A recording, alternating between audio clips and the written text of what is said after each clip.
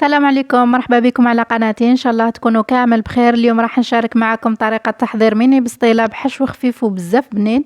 نبداو بتحضير الحشو. نجيب مقلة نحط فيها مغرفة كبيرة زيت ومغرفة مارغرين، نحطهم فوق النار نسخنهم، وبعدها نحط البصل مقطع رقيق ونضيف له ملح وفلفل كحل ونقليه مليح. نضيف له حبة فلفل مقطعة ونخليهم يتقلاو مع بعض.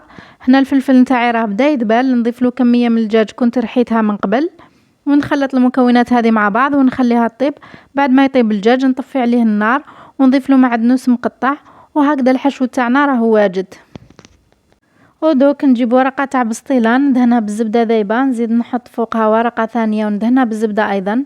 نجيب كمية من الحشو ونحطها في وسط الورقة بهذه الطريقة على شكل مربع، ونحط فوقها طبقة من الجبن الأبيض، ونحط فوقها كمية من الفرماج غابي، ونغلق على الحشو بورقة البسطيلة الأولى بهذا الشكل، وبعدها نقلب حبة البسطيلة نتاعي فوق الورقة الثانية ونعاود نغلق عليها بهذه الطريقة ونحطها في صينية، وهكذا حتى نكمل الحشو اللي عندي.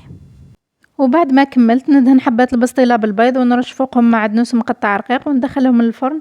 طبعا الفرن كنت شعلتهم من قبل ونخليهم حتى يطيبوا ويتحمروا مليح ونخرجهم. بالنسبة لتحضير ورق البسطيلة رابط الفيديو راح تصيبوه في أول تعليق. وهذه هي النتيجة النهائية. صراحة هذه البسطيلة تجي مقرمشة وخفيفة وتبقى وقت طويل وهي بالقرمشة هذيك. كانت هذه وصفتنا لنهار اليوم، إن شاء الله تكون نالت إعجابكم. إلى اللقاء في فيديو قادم إن شاء الله، ودمتم سالمين.